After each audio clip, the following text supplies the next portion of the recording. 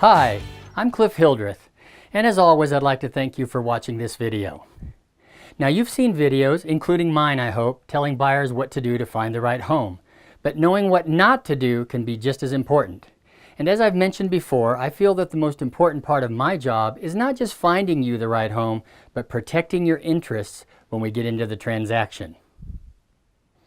So that's what I want to discuss today.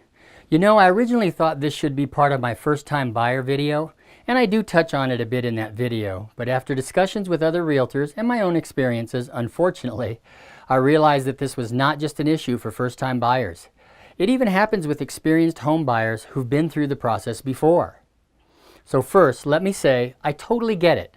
After taking weeks or even months finding the right home, negotiating a contract, making a loan application and inspections, buyers understandably start making plans to move and put their personal touches on the home.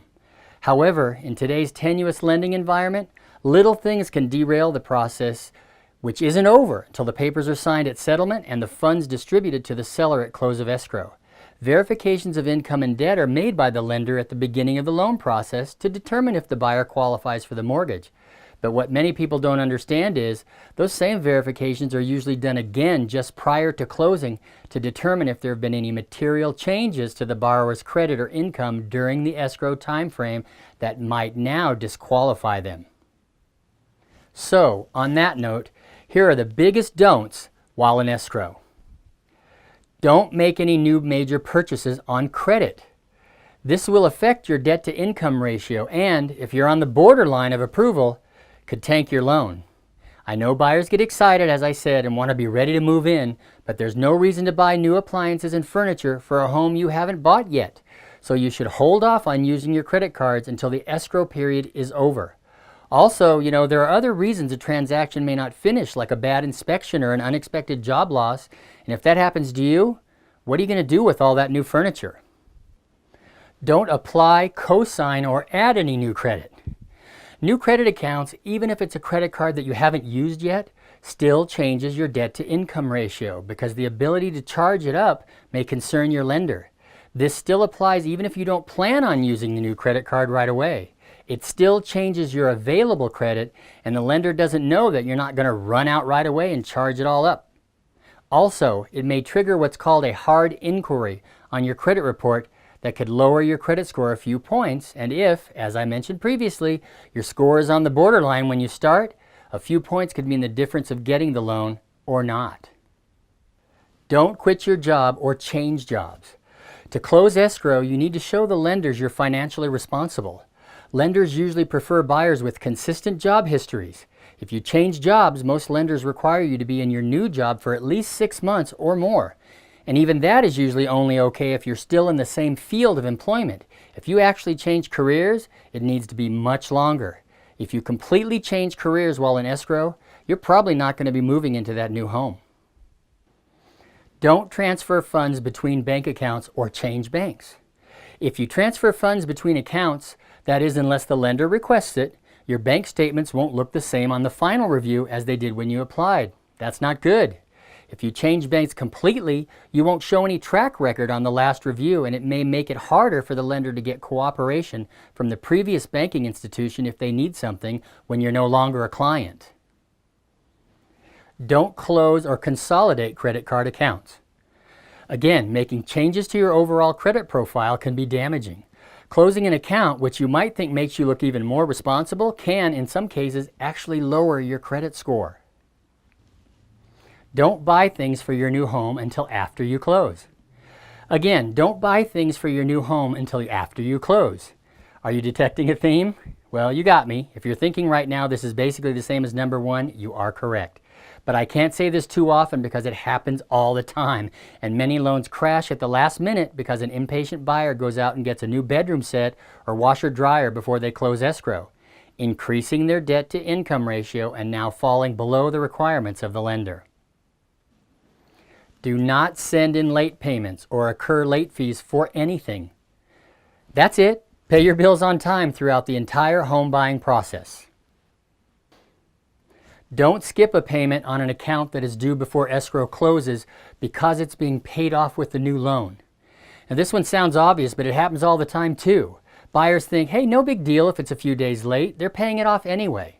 Unfortunately, your lender will check your credit again before closing, which is also before the payoff. Last but not least, don't be difficult to contact. Take the escrow process seriously and be available when needed. People in escrow need to be easy to contact by email or phone. If you don't quickly respond to your lender, the title company, or your agent, if they have a question or especially a problem, it might impact the escrow process. When calls and emails go unignored, it could push back the property's closing date or cause the deal to crash completely. Throughout the escrow period, as the saying goes, don't leave town.